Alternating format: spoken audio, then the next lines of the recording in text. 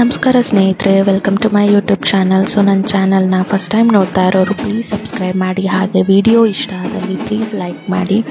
So ಕಡೆ ಕಾರ್ತಿಕ ಸೋಮವಾರ ಇದ್ದಿದ್ದರಿಂದ ಪ್ರತಿ ದೇವಸ್ಥಾನದಲ್ಲೂ ತುಂಬ ವಿಜೃಂಭಣೆಯಿಂದ ಪೂಜೆ ನಡೀತಾ ಇತ್ತು. ಹಾಗೆಯೇ ಇಲ್ಲಿ ಕರಿಬೀರೇಶ್ವರ ದೇವಸ್ಥಾನದಲ್ಲೂ ಸಹ ದೀಪೋತ್ಸವ ಎಲ್ಲ ಇತ್ತು. ಬೆಳಗ್ಗೆ ರುದ್ರಾಭಿಷೇಕ ಪ್ರತಿಯೊಂದು ಇತ್ತು. ಹಾಗೆಯೇ ಪೂಜೆ ಮುಗಿದ್ಮೇಲೆ ಅನ್ನ ಸಂತರ್ಪಣೆ ಎಲ್ಲ ಇಟ್ಕೊಂಡಿದ್ರು. ಸೊ ನಾವು ಸಂಜೆ ದೀಪೋತ್ಸವಕ್ಕೆ ಬಂದಿದ್ವಿ. ತುಂಬಾ ವಿಜೃಂಭಣೆಯಿಂದ ಮಾಡಿದರು, ತುಂಬಾ ಚೆನ್ನಾಗಿತ್ತು ನೋಡಲಿಕ್ಕೆ. ಸೊ ದೇವರಿಗೆ ಅಲಂಕಾರ ಇರಲಿ ಪ್ರತಿಯೊಂದೂ ತುಂಬ ಚೆನ್ನಾಗಿ ಮಾಡಿದರು. ಹಾಗೆಯೇ ಪ್ರತಿಯೊಬ್ಬರು ಅವ್ರವ್ರ ಮನೆಯಿಂದ ದೀಪಗಳನ್ನ ತಂದು ದೇವಸ್ಥಾನದಲ್ಲಿ ದೀಪ ಹಚ್ಚಿದ್ರು. ಸೊ ಅದನ್ನು ನೋಡೋಕ್ಕೆ ತುಂಬಾ ಖುಷಿ ಆಗ್ತಾ ಇತ್ತು. ಸೊ ಕಾರ್ತಿಕ ಮಾಸದಲ್ಲಿ ಪ್ರತಿ ದೇವಸ್ಥಾನದಲ್ಲೂ ಈ ಥರ ದೀಪೋತ್ಸವ ಎಲ್ಲ ನಡೀತಾ ಇರುತ್ತೆ.